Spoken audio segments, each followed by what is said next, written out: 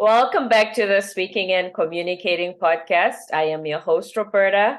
If you are looking to improve your communication skills, both professionally and personally, this is the podcast you should be tuning into.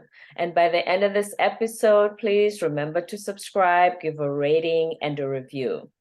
Now, one of the things when it comes to communication is how children learn, because that is how they usually translate and communicate to us. Today, my guest, Tracy Cheney, she is a California Elementary Arts Specialist of the Year. She was in a think tank that wrote the program, the exemplary program for the state, the art exemplary program for the state. She's part of the team that wrote the art standards for California. And she's here to talk to us about how children who actually take crayons and scribble versus children who swipe on their iPads have different learning abilities. And before I go any further, please help me welcome her to the show. Hi, Tracy. Hi, thank you for having me. This is a Thank you for favorite being topic. here. Yes, you are so passionate about it. I said, I have to at least have my listeners listen to you and take together all that knowledge because you have so much to share. It's something that not a lot of us think about, parent or not. Right, that's true. And when we pivoted to Zoom 3 years ago, this weekend, and we knew nothing, Right. and we had to learn how to deliver our programs and all. I've realized since then that having Zoom, and we're all familiar with it now, I can actually reach parents that I couldn't beforehand. So it's very exciting to me, especially if we're talking about communication, being able to talk with parents of small children, because actually our success in school starts when we're really little, and it starts with crayons. You mentioned that in the introduction. And it's very surprising that this is true. And the reason I'm in a very unique situation in a school because I teach all the kids in the school over several years. Mm-hmm. So if you start with me in pre-K or K, I'll still have you through 5th grade. And so I really have seen what's been happening with handheld electronics. And what's in the hands of really small children every day makes a huge difference on their success in kindergarten, believe it or not. So before we get into the meaty stuff, please give us a little bit of your background, how you got started in teaching and what made you decide out of all the subjects, I'm going to teach art. That's a good question. Well, and I've been doing it for a few decades, off and on. I can't stay away, actually, because it's so fascinating working with children and being in this position rather than a teacher who stays with a group of kids like through 3rd grade and then you start another group. I'm with those kids for their whole school career. And when I teach middle school, I'm at that level and I get to see the results of what's happened. So I've had a very unique perspective in that way as an unusual position. Yeah, because we've cut art teachers more than once. I've lost my job, but being an educator who gets to see the whole spectrum and the vital part that drawing plays in children's communication and their ability to have a good school experience. And we've tended to have this attitude of art being fluff and dispensable. And especially as we, parents wanted our kids to have computer labs and all of that. Well, you don't get both. The very thing that you need, that children need to be able to communicate well, has been removed from their experience. And now, with great alarm, I see what's happened even with babies having an iPhone, in front of their little eyes in the baby carrier. Yes, it's very seductive and it does keep kids quiet, but you have to realize the kids are not learning to communicate there. And how do they start? By communicating first. They are getting language, but they're also drawing and they're reaching for a pen or a crayon. And that is being a natural human being. That is not, oh no, slap it away. No. We want them to do that. It's just like you cannot help your child crawl, You cannot make their teeth grow in. And the drawing that they need to do is coming from within them. And we've got to be careful that we're not short-circuiting that. Because what I saw, I taught in 14 schools, so in 3 states, all economics, and the advent of the handheld electronics has made a difference. And I can't say that it's a positive difference when we're talking about this. And I know people will argue with me. And that's your prerogative, but I have taught thousands of kindergartners. And so you really see what's happened. We have kids coming to school less prepared, and yet school has gotten so much harder. And we're talking about our little ones. And so about the mid 2000s, first grade was shoved down into the kindergarten level. And what we consider kindergarten, you know, the coloring and all the lots of art, and you probably had that in your school experience, especially if you're mine. I'm 47, so there was no technology at the time even. That's right, there you go. So I know I'm talking to millennial parents who the rollout with technology was uneven with them in the schools. But then Gen Z is, the last of Gen Z is coming through the schools now. And that was our last, I mean, that was our first totally digital natives, that they've had it in their hands since they were small. And now we have Gen Alpha, I guess that's what they're being called, who are growing up now with it in their bassinets. And, you know, they can operate the phones and the iPads, and they're like 1.5. So we have to look at, it seems like you're giving them academics, but really it's not. Because academics for small children is they start learning to communicate with the crayon and the pencil and making little marks, like little marks. And they may not look like anything to you. This is huge for a small child. Right. They can't verbalize yet. They're learning language, but this has to be coming along at the same time. And what you're making is the eye-hand coordination. You're developing the small muscles in their hands. They're learning about the pressure. You don't get that on an iPad. You know, how hard do you push? They need to do miles of scribbling, and out of the scribbling starts to become marks. And they gain control of that material, and then they can start making the most incredible human leap, which is realizing that symbols can stand for things. Now, if a child hasn't worked their way to that, and you're trying to teach math, you're trying to teach a 4, that is a hard concept when you haven't worked your way naturally to that through drawing. So this is their communication. Yes, they cry. Yes, we know all that. We know all that. That's part of communication too. It is. It is. I know a baby expert, you know, she can tell just in the little cry what that child wants, you know. It's like, so we are losing sight, I feel, of this really important work that a small child needs to do before they get to kindergarten, so that they're ready for kindergarten. And the idea that, oh, we'll just wait and they'll get it at school. No, that's not going to happen. School, we have standards. We have all the state telling you what you have to do. And it is a train that moves forward. And what isn't there is very hard to pick up. And where I just got just so furious was seeing that we are labeling kids as maybe slow, or we're flunking kindergartners. And I taught in a district in Texas. It was like, they didn't care how many times that kid flunked, because you're going to get this material. But the problem is, you have to look at where the child is developmentally. You cannot teach beyond that. And by not paying attention to how they're drawing, because you know exactly where they are.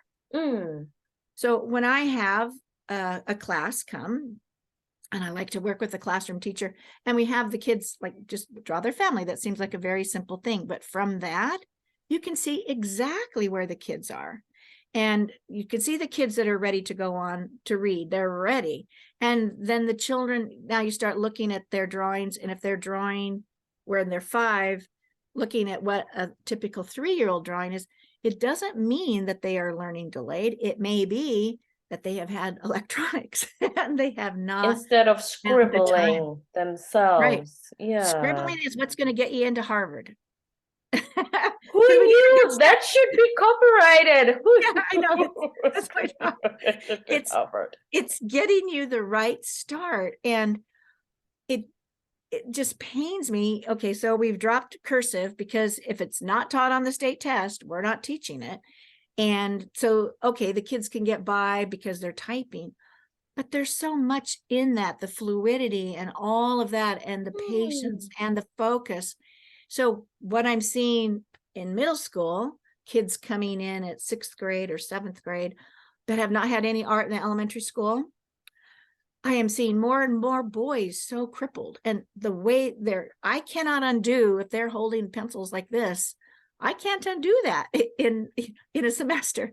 They have been functioning, not eloquently, but for them, this is very hard because now they can see at that age, I'm not drawing at the level that everybody else is. So we start shutting down. Are we keeping kids from the careers they should be going into because we're not addressing this? I believe that. We have known about these stages of drawing since the 1940s. I'm not telling you anything new. And the brain research really got going in the 1970s, and we do pay attention to that as educators. So I'm going, we are missing a step here. So who decided to cut the arts programs just because it's now replaced by computer labs at schools? Well, that is a district by district decision, right? It's like we have X amount of money for this. We have to do this. We need to do this. So much of the shove to me is coming from the colleges, and it's like an information just exploding, and we just keep packing it down there. So what we're expecting 5-year-olds to do, they can do if they're prepared, but it just makes me so upset when we take away more of the art and the drawing in kindergarten in favor of coding. We're coding with kindergartners.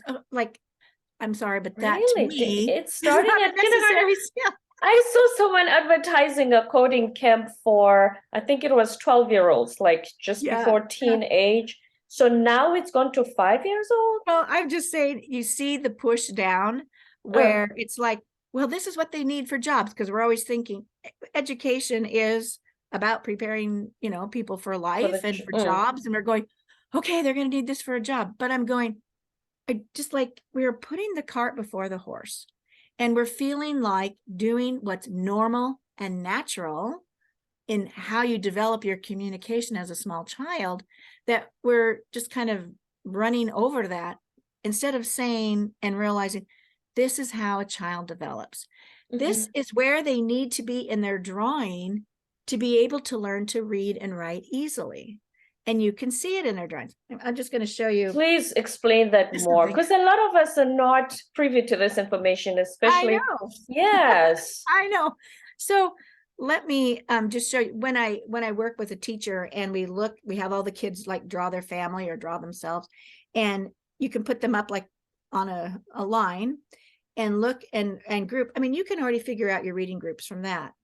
And then you really need to look at the kids that are not at that level, because what you're going to be trying to teach them is not necessarily at the level where they are, because the children through drawing are developing their thinking. That thinking and drawing are totally related. And a small child, we're not trying to make them be better artists. You couldn't do that, because this is an internal thing, and they are communicating and they are processing. So that's what I'm seeing, parents putting a phone in front of a baby's face. The child is not looking at the world and having to make judgments and figure things out. And they are operating in a 2D experience that's been created by adults. That, yes, it's entertaining, and yes, it's seductive, but that is that child not looking at the world. And then where you see the child starting to make sense of the world is with the crayons. And the stages that they go through are universal stages. But if you are circumventing your child from going through that, they still have to go through it at some point. They still need to, at 5 years old, they're going to still be scribbling only because they need to work through that spot. But kindergarten is expecting that you can already really draw at a particular stage to be ready, because it's mental and the child is ready for it. And so always trying to make kids fit into this, it just doesn't work. And then we have an unhappy experience in school, and school feels hard. And that continues all these years, when if we back up and look at where they were drawing at kindergarten, we can pinpoint what needs to happen. So, I mean, I don't know if you can see like this. So this is, Okay. so a teacher can you see that? Yes. teacher Okay. is So for going the to purposes have- of those just listening, this is a drawing of, I think the kid drew It's is a a teacher? person. It's a Drew a person. person. Okay. Okay. Okay. And Yeah, so go ahead. when we see, and I love the drawing, but when we see that a child is drawing the arms and the fingers like this Mhm. is at about a 3-year-old level, but this is a 5-year-old child. In the same class, you have a child drawing like this. Now, this child didn't invent that image, but she copied it, but she's got the skill to be able to copy it. Right. So she was looking at a 5th grader who was originating the drawing, but she's got the skill to look at it and copy it and do it, because she's come through years of drawing, lots of years of drawing. So now, how does a teacher teach reading when you've got 2 children at such different levels of very drawing. different? You can see the levels. You cannot teach this child the same thing. The one who is drawing, I don't even want to say it's an immature drawing, because that's not what I want to say. It's where the child is developmentally at this point. What this child happens to have not had exposure, no preschool, and no and in the home situation, no crayons, no this, no that, and trying to function as a kindergartner. It's so important that we have this. So that's been my message to reach parents who we don't see parents until their children enroll in school. So there's 5 years there, or maybe 4 if they're coming to preschool, but there's a whole super duper important time period there that we would never get to talk to parents until they're enrolled in school. And then what do you say? It's like, you know what? And I do tell parents, your child just needs to scribble, scribble, scribble, scribble, scribble, because there's stages of scribbling, and you can see it starting to evolve. And with it comes language. There's just a whole thing that comes together there. And I just don't want school to be hard at all. And it's a relatively simple fix. It's simple when I say give them crayons. It's just got to be done. Just like reading out loud to kids, talking to your baby when they get to be around 2, that they are doing all of this coloring, playing, and feeding them good food. I mean, that's the 5 major things. So often, and there were some billboards around LA that, was like, read to your child, talk to your child, feed your child good food. But guess what you left off? The drawing. Let them scribble. But if a parent, especially since the pandemic, and you also had, like you said, a time where you had to teach through Zoom, if a parent had a child at home, they are working from home, and they need to keep the child busy so that they don't get distracted while they are in their meetings. I think technology tends to keep the child more concentrated and engaged, because scribbling, it almost like they will get bored after 5 minutes and then they'll leave that. Whereas if you put the TV on or give them the iPad, they can sit for an hour while you are in your meeting for an hour. Yep. Yes. Well, I mean, yes, I have 3 grandkids. I get it. I had grandkids living at my home that got stuck during the pandemic because they were here on spring break. So they were with me through the pandemic and we're teaching, and my husband is a teacher. So we had, 4 Zooms going at all times. I get that. I get how hard that is. Yeah, we experienced it. But once you, and I don't want to say that every child loves drawing. They don't. However, as parents, you need to provide that, because there is no other way you may wish that that need would go away. I think in education, we hope that we can leapfrog it, but you can't. You need to do it. And so if it means spending some time drawing with your child, and you're not teaching them how to draw, but just that. Let them scribble on their own, Remember how they used to say, do you color outside the lines, within the lines? And like when you showed the one picture of the kid who copied, do I use my own favorite colors, or do I color exactly the way that the painting that I'm copying is? So all those decisions in your head as a child, that's when you start to think. Yeah. You are thinking, you are communicating. So we want to be careful when we look at children's art that we don't go, oh, what is it? The child is very clear about what it is. They just don't have the skill yet to be able to do it. But if they don't practice, we get better at what we practice. If we are cutting them off from practice, they are not being able to get this key piece that's going to impact reading. It's going to impact math. It's going to impact their entire elementary experience. It's very tied to that because it has to do with brain development. So if we can see that what we're doing is you're actually seeing what your child is thinking. You're actually seeing it's just like crawling. I mean, crawling isn't easy. Learning to walk isn't easy, but the child feels impelled to do it.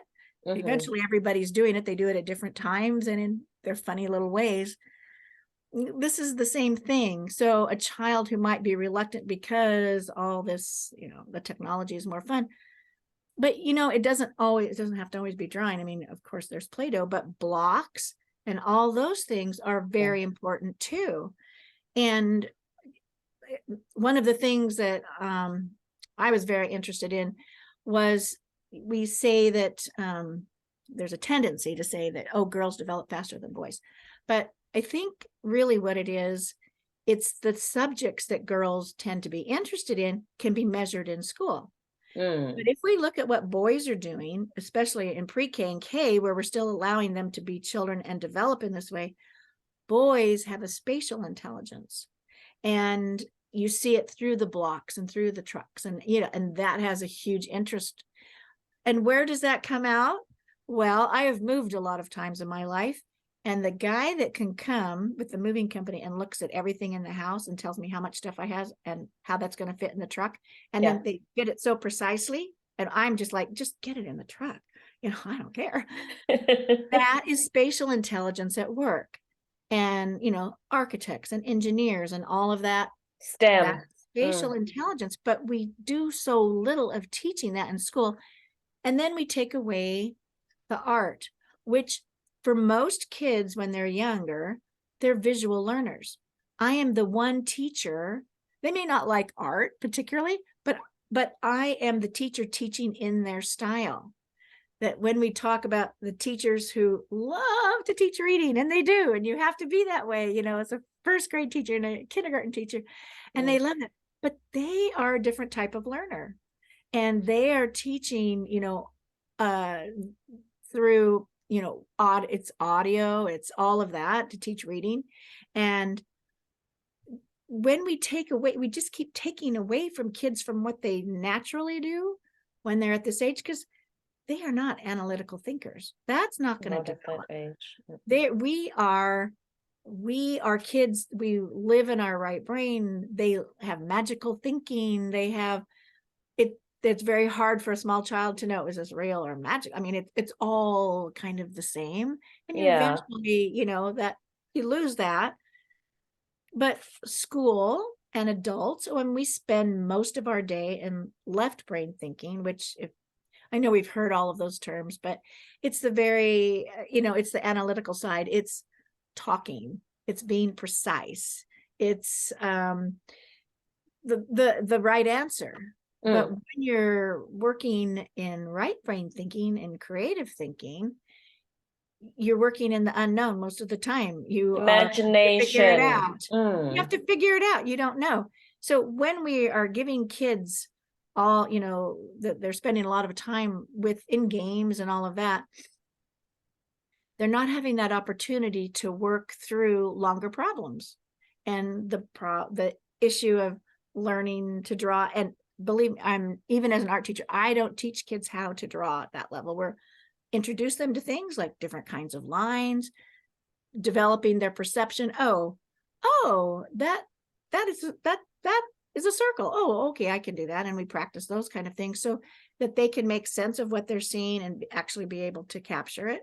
That's really important. But we need to make sure, and it's impossible, that we are addressing these needs so that our kids can go on into the careers that they'd like to. But we've got a couple things happening. With girls, I just noticed it's gotten younger and younger. Their first critical thinking is about themselves and their abilities, and comparing artwork, and then thinking, I can't do it. And don't tell me that when you're 9 years old. You don't know that.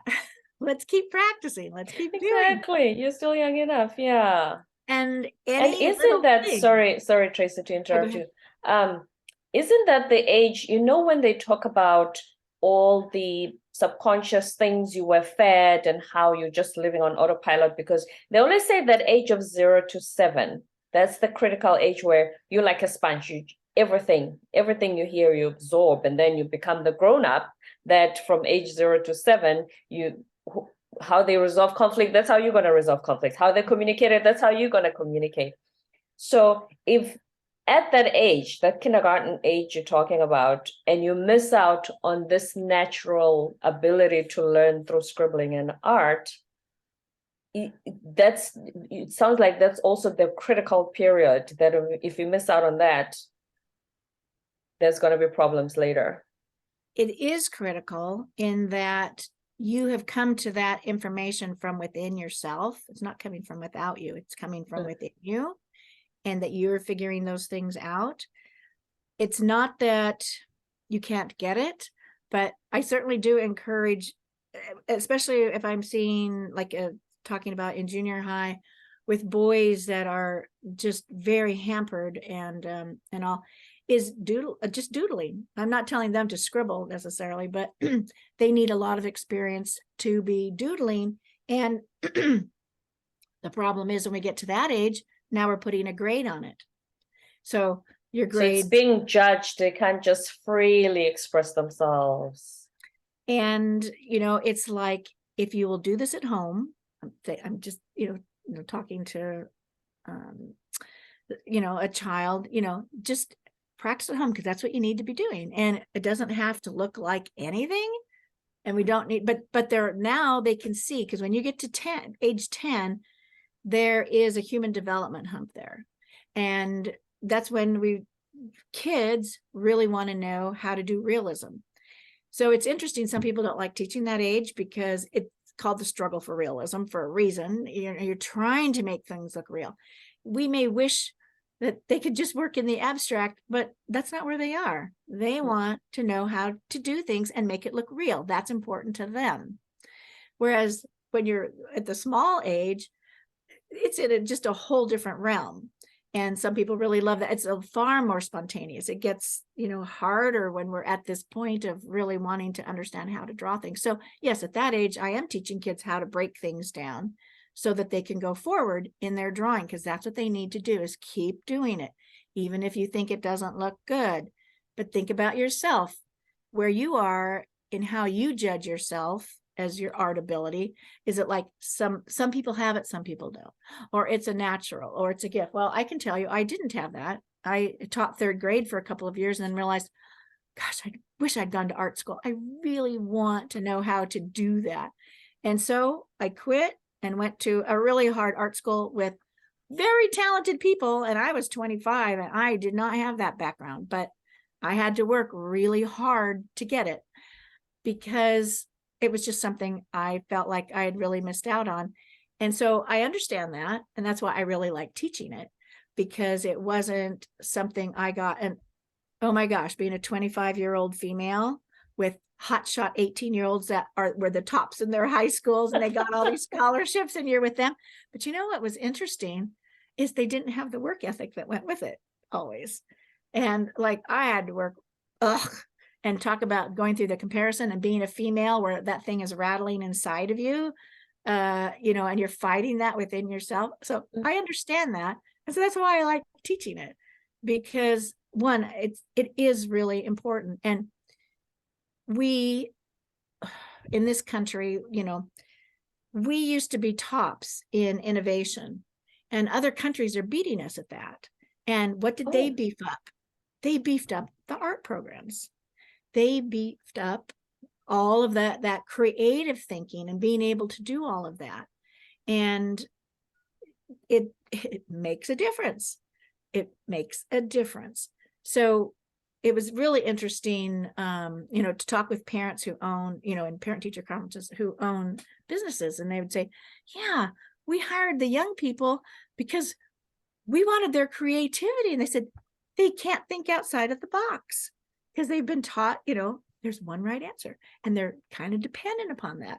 And it's so interesting to hear that, you know, from the employer's standpoint, that really creative thinking and teaching to be able to think creatively is taught, just like you're teaching math and other things. You're teaching all of that, and we spend a lot of time on all of that. But I think we've kind of lost track of, you know, we kind of need both. And sometimes, like at conferences, I talk with teachers about what's happening when they give an art project in their classroom. And so many of them go, I'll never do that again, because the whole dynamic in the classroom changes. And you've had a classroom very, you know, calm, and it's very based on left brain, you know, teaching. We've got the spelling words up, we've methodical. got all the we've got all of that. But we're supposed to be teaching the other stuff, but we don't know how to teach it. And you're asking a teacher, I have a theory about this, that we will cut art teachers, but we don't cut music teachers. And I've thought about that. And it's because we have this idea that anybody can teach art, anybody can teach PE, but a teacher's not going to open their mouth and sing in front of their class if they don't like this. So that's my theory. So it's like, okay, anybody can teach art, but really that is not so. And so, you know, you push a teacher into doing something. Okay, we're going to do, you know, this project. And one, they don't really know how to set it up and go through all the steps. And the kids aren't prepared. And it reverses so many roles in the classroom, because the kids that feel like they're the artistic ones, sometimes they're having the worst time because they feel like they should be able to look great, and they're such perfectionists. And so they're having a breakdown. And you've got the kids who are like the math and science boys that tell you, oh, I don't do art. And now you're expecting them to be able to do this, and they have no context. They don't have any practice at it. And things get messy. So what do we do with creative projects? We send them home. We give it for homework for the parents to get involved. Oh my goodness. So the parents have to monitor the project and teach them how to do it. But it's a skill too, to work through a long project that you don't know what it's going to be. You know, you're not memorizing spelling words. Yeah, you don't know. So we push it down. We push it on the parents, who may or may not be feeling very artistic. And they're not happy about it. I'm sure it sounds like a lot on top of their actual jobs. Talk to us about the coordination aspect. You were telling us earlier about the science behind how it teaches you coordination. As far as drawing? Yes. Handling a pencil, please. And having. So when a little child is starting off, you know, reaching for the crayon or reaching for the pen, part of it is just the thrill of making a mark. And we have to be so excited about that for them. It, from inside, you know, it is a marvelous thing, and they are learning how to make this thing work. So even if they're sitting in your lap and you're monitoring so they don't get pen all over everything else, but you're letting them have that experience. So from that, they start to be able, when we go through a lot of scribbling, and as I mentioned, there's about 3 stages of scribbling. And when a child is actually starting to make connections with the drawing, they're naming it, or there's a story going on in their head, and you can't really tell what it is, Mm-hmm. ask them to tell you about it, because that's working their verbal. But see, they're thinking, and you are witnessing them thinking and making sense of it and drawing it. So out of the scribbles will start to come circles. Is the easiest thing to do. And Right. out of the circles is my favorite thing. Are they're tadpole people. That's, I just have to call them that. But big head and these And long a legs. small little body with the stick legs. Yeah, long legs. But what I love to tell parents, but look at what they're doing. They're drawing you. Your face has been in their face from the minute they were born, and they're held up in your arms, and they're looking up your nose, and they are starting to try and draw what they're used to seeing. And so that you are a big head to them, and Mm. they can't see where arms are coming from, No, because no, when they're little. yeah, they can't see that. But from their perspective, sitting on the floor, it does look like you have giant legs. That's what you look like to them. And I just think they're marvelous. They're just my favorite. When we see that emerge, your child's on their way, because they are really trying to draw what they see. And Mhm. then eventually, they aren't really having a sense of counting, but they do know these things are there. And so when I was showing you that picture, with many, many fingers, I Right. also love them. And eventually they start paying attention to detail. They are aware of those things. And so, yes, the original smiley face, 2 eyes and a big, big grin, that's what they have been seeing you in their face. And to me, it's so amazing and so logical that they are communicating that, which is important to them, and figuring it out on paper. Just like Mhm. us, we don't draw perfectly the first time. This can take a while, but the kids have to have the materials to be able to do it. And let me say, small children only need a couple of colors. They do not need the 64 box of crayons, although we love Not them. all the variations of each color, just the primary colors and a few. You don't need it, because you're making them having too much choice.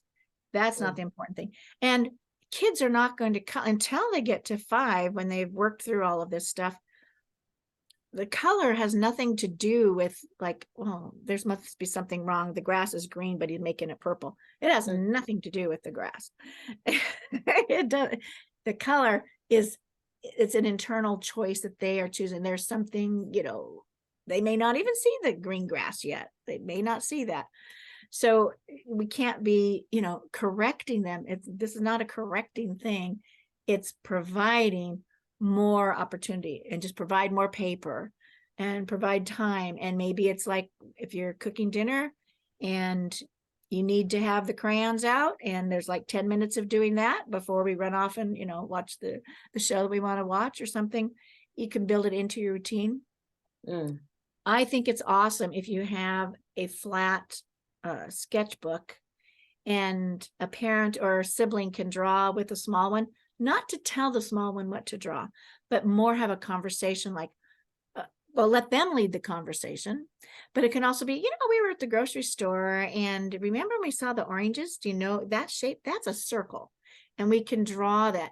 You can, and don't correct them if they don't color them orange, but having a conversation, the drawing's good for you too. You need it just as much to get out of our analytical thinking and get into a zone there, and you've experienced it different times. It feels so good when you're experiencing flow, and time is not an issue. It's just, you can feel that within yourself.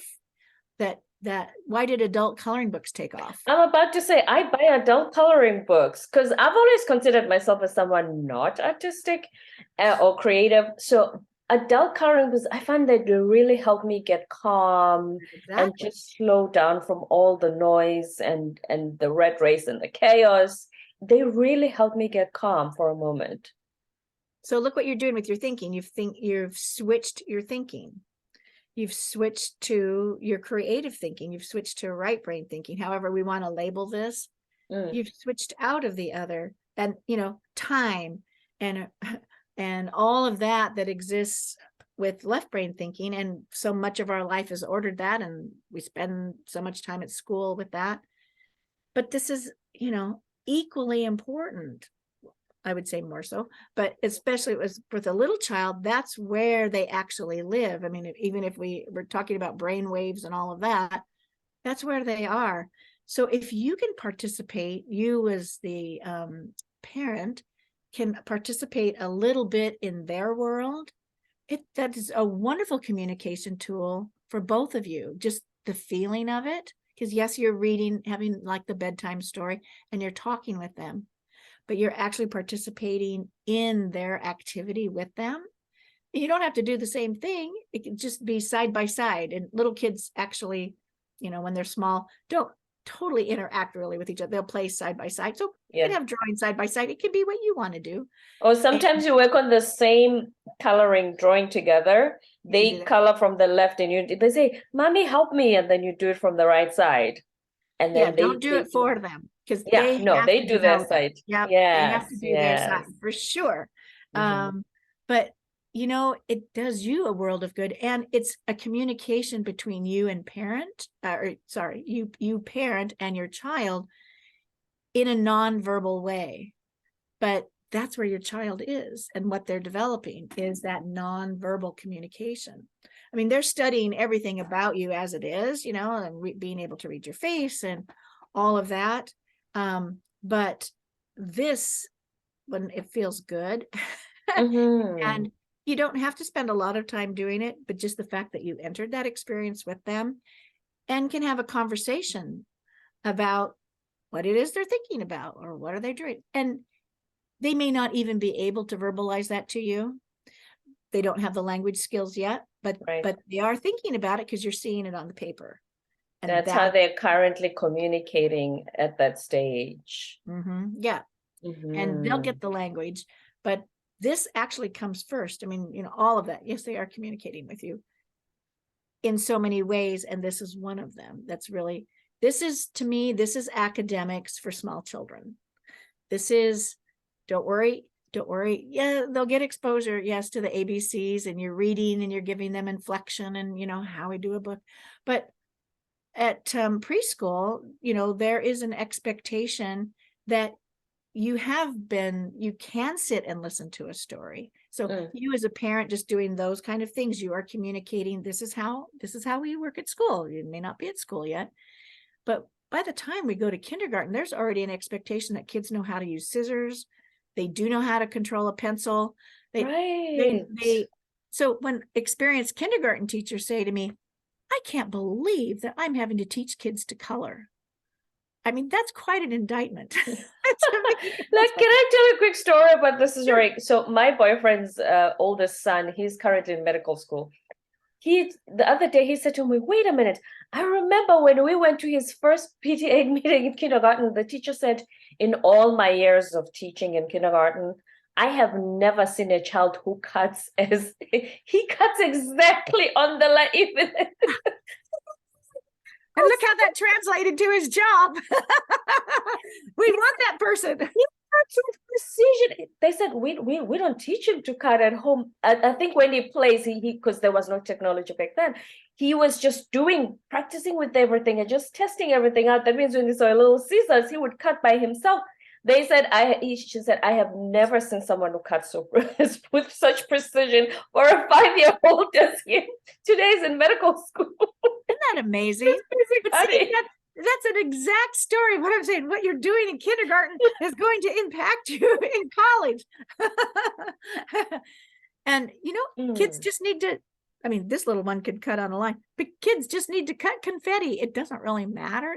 They need to figure out how you move that, how that works. They shouldn't be cutting like this and that coordination. Yes, totally, because see, those are all the fine motor skills, and you need all of that to be successful in school. And in life, I'm sure, like you said, the critical thinking skills and coming to your own conclusions based on what you observe, that's life. And if we're taking it away from them by putting a screen in there, I'm saying there's going to be some screen time. If we can keep it away from them till they're at least 2 and then really monitor it. But what I say to parents is what's in the hands of small children, on a daily basis makes a big difference. So what you're putting in their hand, whether it's the iPad or whether it's some crayon time. And the other thing is, for how much time they spend on the screen, they should be spending that with their hand skills, because it's not just the hand in isolation, it's the eyes and it's their thinking. So we can read their stages, we can tell where they are, but they have to get there themselves by doing it. It's a doing. Growing up is a doing. Practice. That we sit back and we get it through osmosis and we're going to get it through all of these things. But the crayon preparation prepares those kids for being able to write sentences. And that's the expectation in kindergarten. Now, when I was in school, we wrote your name, well, kindergarten was a half day. And, we did a lot of playing and playstations. What you still see in most preschools, although I've seen even less and less art making, it's like, we made a bunch of copies on the Xerox and we're coloring in the pumpkin for Halloween. There's not original work, that's one skill, but there still needs to be a lot of original work. But what we did in school is not what these kids are expected to be able to do. I mean, they're way smarter than us. They're getting Which they are. They are. And they're getting introduced to a huge amount of information and expectation. And yes, if they're ready, they can do it. So they need to scribble. They do. It's the secret to success. Exactly. Tracy Cheney, the Elementary Arts Specialist of the Year in California. Thank you so much for sharing your wisdom. And I'm sure that any parent who's listening and they're wondering, how do I start this with my child? Do you have any contact information for them to continue after listening to this episode? I do. You can go to my website, Tracy Cheney, and that's Cheney is Cheney. So Tracy Cheney, I should say it's without an E, Tracy, TracyCheney.com, and look for the preschool tab. And so I do have an ebook that addresses all of these issues that we've been talking about. And one thing that I've used with, I actually developed this for preschool teachers in a school where I taught, because we can't assume, especially if all that's required is like 12 units, that you're going to learn any of this in getting prepared to teach preschool. So the U.S. government has a sheet, and you can get the U.S. government one. And what I did was I inserted an art piece of what a kid should be able to do at this age. So this is the government one that we as teachers and pediatricians, everybody, we use it to judge, where kids are in the stages. So what kids do at 2 years old, what they do at 3. And then what I did was... Is that available on your website for those who are listening? Okay. That, right. So it tells you then what you should be looking for at the each age. And then when the kids are starting to transition to the next stage. And it's not linear, and we can't say, oh, well, they're going to do this and then go to that. No, and they circle around, it's going to come as it comes. And it's just to give you a guideline of what to look for. Because when I looked at the government website, there were so few things on there about art and drawing. It's kind of there. And I thought, you know what, it's not explicit enough.